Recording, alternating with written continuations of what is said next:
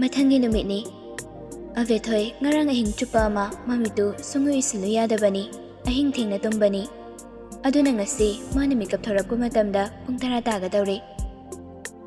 Avethoi makhut ani changna mamitu suru noiduna hiplambadagi tapna hogadli. Aduga phamung mayai chabuktuda ngaihakti gyan imangmangduna manglaga lay. Adugi matung magi mon makhadagi phone adu tamna lamduna lawi. Lo khangi aduga data on tawi. WhatsApp da message lakbagi notifications mathang paisilai seconds kharaduda. Avethoi su WhatsApp da changduna yengi. Makai first semester loikiba satri nupi ngakdagi group aduda unseen message 10k hena lerami. Avethoi su group changduna message sing adu pai. Rohito simple da mukja khidore haba. Yam nangaidi kamain tawdino duba. As ma yaudradi mugi group da mapung phararui. Ayam chaida. Garam kanda mulakani haige mado. Graduation su simple da dum loirani haye. As chahi ani ga makhaini na mane simple la lady se dude. Natan gi paw matanarabo. Kai pawno. Akoi first semester gi satri ama Natan yam nungsi je haye. Magi childhood crush su oiramali. Oima lebu khobi nupido khana boiri gaba. Rohit Natan amadi makhoi party singdugi wari ngaktani nupi singduna sanaribadu. Avethoi sora matamno hondoklaga phone du lock tokseli. Aduga mon manakta thamgi hek tawbaga magi phone du ringking laklami. Avethoi phone gi screen do da amuk fadi yengi. Gusan calling. Avethoi su call adu receive tawraga nakong da thami. Aduga phamungdagi makhong tu thangthaduna kumthai. Hello, Gusan. Nang priyo bro. Kai leirage. Aido tumba hogata ngairi. Adu erasu kai su kaidi. Horen pung ama tarakpado aido ai nang lawba lagi.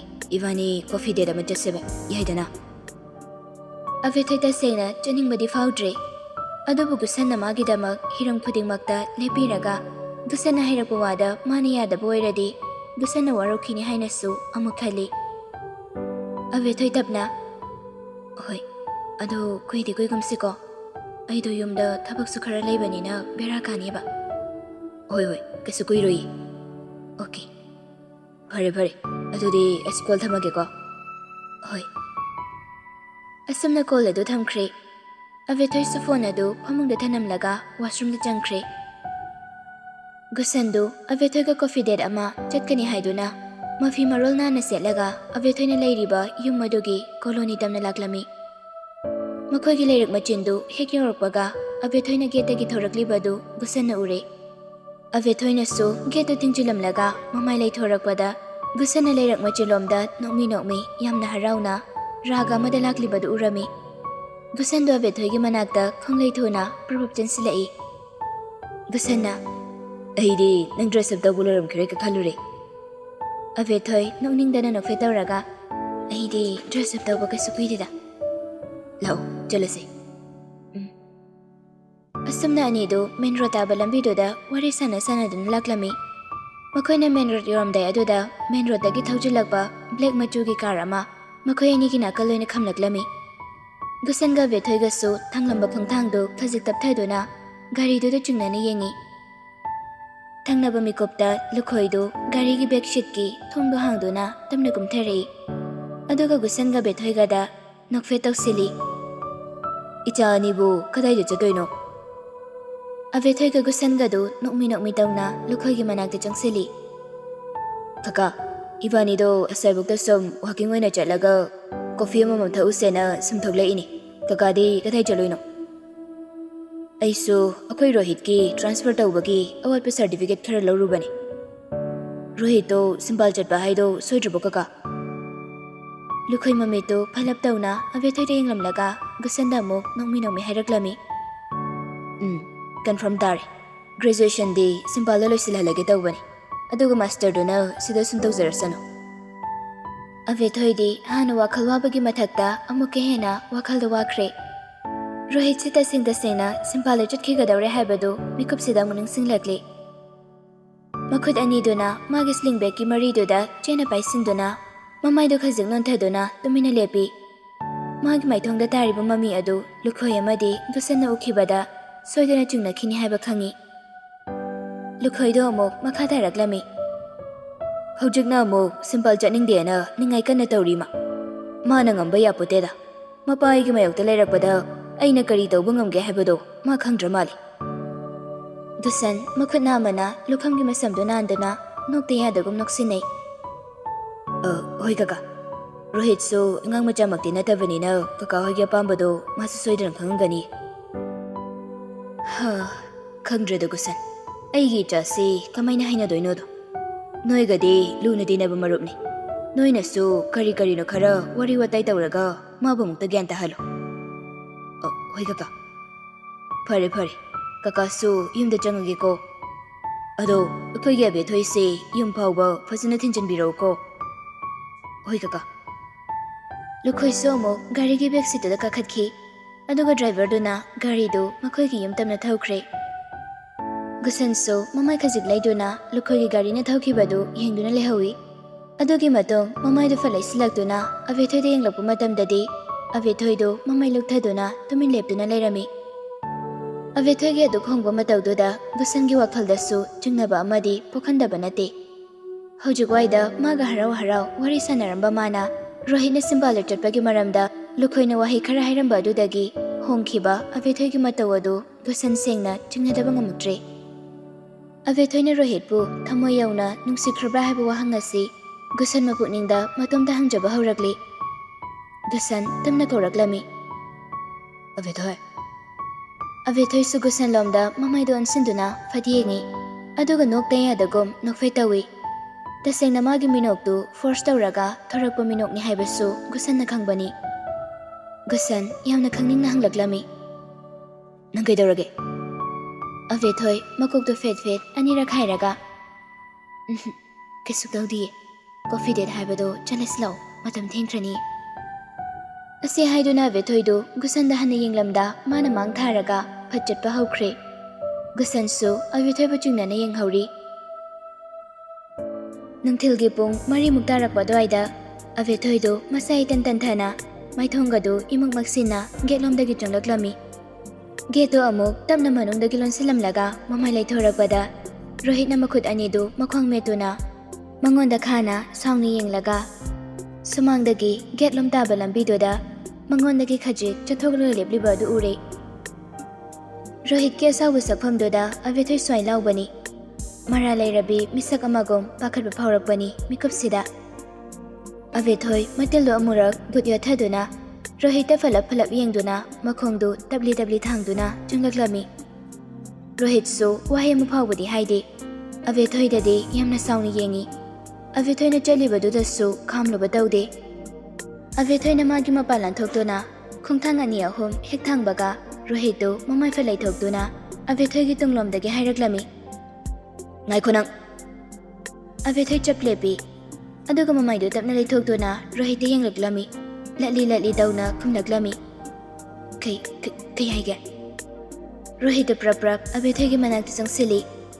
Aduga abe thoi gi mit ani doda atamnana direct yenglaga. Nangai jaloi. Abe thoi second chamani Rohit ki sparkle thokpa mai hauraba mami ani de yenglami. Adugi matung mami phapakuptuna mamai do nakalamada salai thokre. Aduga itap-tappa khonchal khumlaklami. Kefeda. Kanaga. Gusanga. Nangonda kanan chalo haige. Abe thoi do handakti Rohit ngak na yenglaklami. Tasengna Rohit na sawri sigi maramsu magyan tade. Aduga mana Rohit bu kiriba sigi maramsu masana khangjadre. Abe thoi handakti sawra matam na hondoklaga. Nang kaidawrage ngasi? Hey, ay nang isukom. Nang kanana lekay yam koyo haige. Nupa na haga yam jaga tawningbro na. Adu yam chief ore do kay gino sinida. Nupi yam ore dina kara su reserve oyo. Iyada yaba mi gimong tarakano. Nang mamang badi kay sungrate. Aduga nang amana sarakpada akoy gi mungsu pulap senthakini habase nang simadi kawgano. Noy alawai de chatpa sajali sisingdo sida chapadi yaro. Nupa na hada chopada mapan tholakano. Hoi. Nang se gusan yam chope habidi ai su khangi.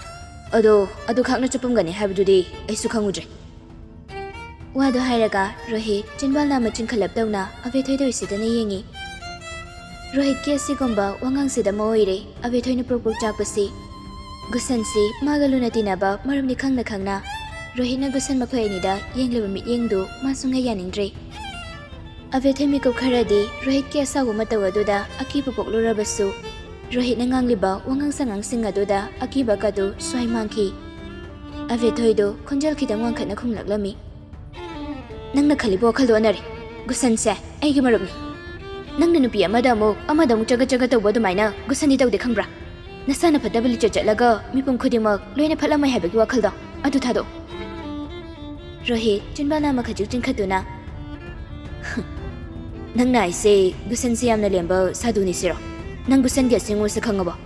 Nanggumba lawai lautraw da karakpu nupi amada gusan interest lebigadabu nati. Aduna gusan dagi khara lapna layo. Bhabna dolan sabi. Avethoi handakti mapungni nungsiraduna mapira chenba haurakle. Rohit ki wangang khuding mabu thawai usitaba madaw utpadoda mapungning yamna piksanbagum tawrakle. Perum khumlaklami. Yanabagi matungina ibani loina zabani. Nangna ngangi mayamdo aina walawde. Rohit nangminaw mitawna gyan tare haibagom makoktu tapna anirak nomi. O gusan gi michangka yam changmi mongni ni nangida. Avethoi makhut oye changna mapidu fatfatai thoklaga.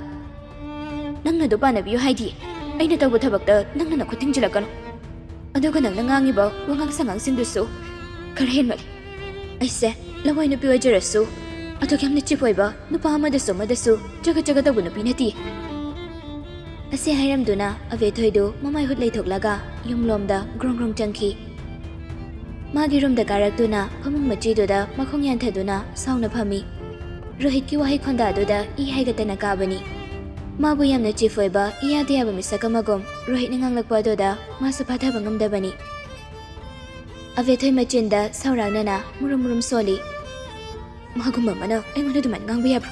Aina sum tumina leithokpasida mana yae khangdana tawba ma yauri. Numitugi numidangni Dinner chananaba haiduna Benu, Rohit, Avethoi amadi anti makhoi khara punna dining table duda ikoi duna phamlaga chakana chari. Rohit ka Avethoi gadi wahi amu phagwa hainadi tumin mamai du nonthana duna chai. Ngaihak leiraga chak chaba loiraba matung mayamdu loina changnakre. Avethoi ka anti amagadi kitchen gi thabak singdu loisinduna lehauri. Avethoi do thabak loina loiraga magi room da karaklami. Avethoi na magi room gi thong gi doorknob tu hek paibaga Avethoi gi makhudu kanaguma misakamana tunglomdagi fatpairaklami. Changkhino haina khambani. Avethoi sungak chanana mamaidu phalai thoktuna yenglaklami. Rohit do pisum suklap tawna mangonda yengduna leirami. Avethoi sakhum khajik hanjinki. Kaino ibani warimda sengdonasi. Avethoi Rohit ki makhudu magi makhutna amana fatkanthatlaga. Ay nangga singdong ningay uamda leiti.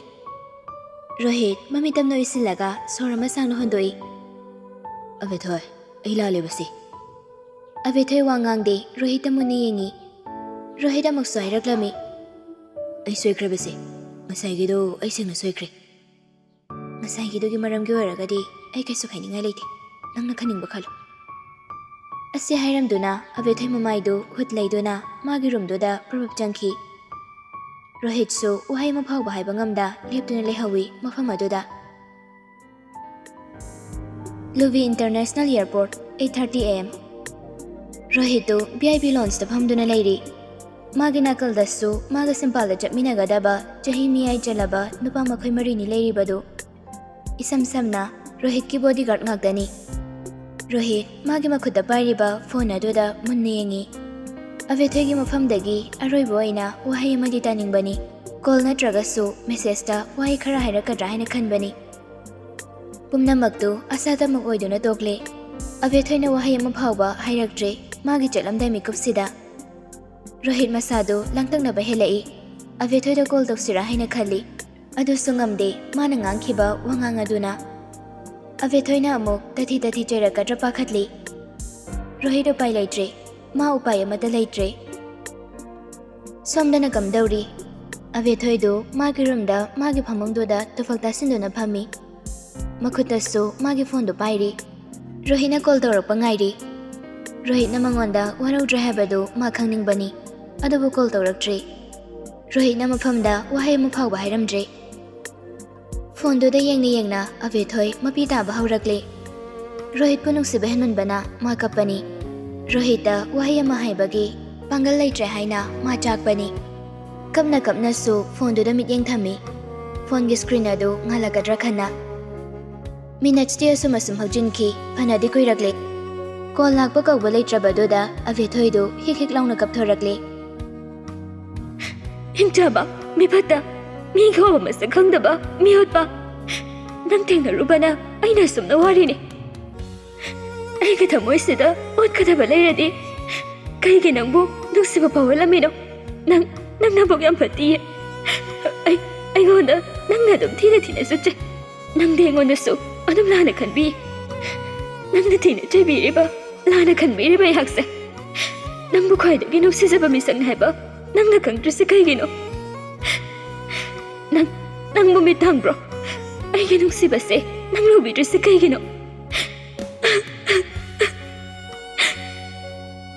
ꯄꯨꯡꯈꯥꯏ ꯑꯃꯒꯤ ꯃꯇꯨꯡ ꯑꯕꯦꯊꯣꯏꯗꯨ ꯃꯃꯤ ꯃꯅꯥ ꯏꯄꯣꯝ ꯄꯣꯝꯅ ꯃꯥꯒꯤ ꯔꯨꯝꯗꯒꯤ ꯊꯣꯔꯛꯂꯒ ꯃꯈꯥꯗ ꯀꯨꯝꯂꯛꯂꯝꯃꯤ꯫ ꯃꯥꯅ living room ꯍꯦꯛ ꯌꯧꯔꯛꯄ ꯃꯇꯝꯗ ꯁꯥꯏꯠ ꯇꯦꯕꯜꯗ ꯂꯩꯔꯤꯕ ꯃꯦꯒꯥꯖꯤꯟ ꯑꯗꯨ ꯍꯥꯟꯅ ꯍꯦꯛ ꯎꯔꯨꯔꯦ꯫ ꯑꯕꯦꯊꯣꯏ ꯁꯣꯔ ꯇꯞꯅ ꯍꯣꯟꯗꯣꯛꯂꯒ ꯁꯥꯏꯠ ꯇꯦꯕꯜ ꯑꯗꯨ ꯇꯞꯅ ꯆꯪꯂꯛꯂꯝꯃꯤ꯫ ꯑꯗꯨꯒ ꯅꯛꯅꯅ ꯊꯥꯔꯤꯕ ꯁꯣꯐꯥ ꯑꯃꯗ ꯐꯝꯗꯨꯅ ꯃꯦꯒꯥꯖꯤꯟ ꯑꯗꯨ ꯂꯥꯝꯗꯨꯅ ꯂꯧꯔꯒ ꯃꯈꯨꯝ ꯍꯥꯡꯗꯨꯅ ꯁꯨꯝ ꯌꯦꯡꯉꯤ꯫ ꯔꯣꯍꯤꯠꯄꯨ ꯅꯤꯡꯁꯤꯡꯗꯅꯕ ꯍꯥꯏꯗꯨꯅ ꯋꯥꯈꯜꯗꯨ ꯗꯤꯁꯇ꯭ꯔꯦꯛ ꯇꯧꯅꯕ ꯍꯣꯠꯅꯕꯅꯤ꯫ ꯑꯕꯦꯊꯣꯏꯅ ꯄꯦꯖꯁꯤꯡ ꯑꯗꯨ ꯐꯥꯛꯇꯨꯅ ꯃꯊꯪ ꯁꯨꯝ ꯌꯦꯡꯂꯛꯄ ꯃꯇꯝꯗ ꯃꯦꯒꯥꯖꯤꯟꯗꯨꯒꯤ ꯃꯌꯥꯏ ꯑꯣꯏꯔꯞꯄ ꯄꯦꯖꯇ ꯔꯦꯗ ꯃꯆꯨꯒꯤ ꯏꯪꯅ ꯆꯥꯎꯅ ꯀꯣꯠꯁ ꯇꯧꯔꯒ ꯏꯔꯤꯕ ꯋꯥꯍꯩ ꯈꯔꯗꯨ ꯍꯦꯛ ꯃꯤꯠꯌꯦꯡꯐꯝ ꯑꯣꯏꯔꯨꯔꯦ꯫ ꯑꯕꯦꯊꯣꯏ ꯃꯤꯀꯨꯞ ꯈꯔꯗꯤ ꯏꯔꯤꯕ ꯋꯥꯍꯩ ꯃꯇꯦꯛꯇꯨꯗ ꯃꯨꯟꯅ ꯌꯦꯡꯉꯤ, ꯌꯥꯝꯅ ꯃꯨꯟꯅ ꯌꯦꯡꯉꯤ꯫ ꯁꯦꯀꯦꯟꯁ ꯈꯔꯒꯤ ꯃꯇꯨꯡ ꯑꯕꯦꯊꯣꯏ ꯈꯣꯟꯖꯦꯜ ꯇꯞ ꯇꯞꯅ ꯅꯥꯁꯣꯜ ꯄꯤꯛꯅ ꯄꯥꯔꯛꯂꯝꯃꯤ ꯁꯦꯟꯇꯦꯟꯁ ꯑꯗꯨ꯫ If you love him, don't let him live. Run after him, don't be a coward. Be brave. Because if you don't become brave, you will end up losing a big thing.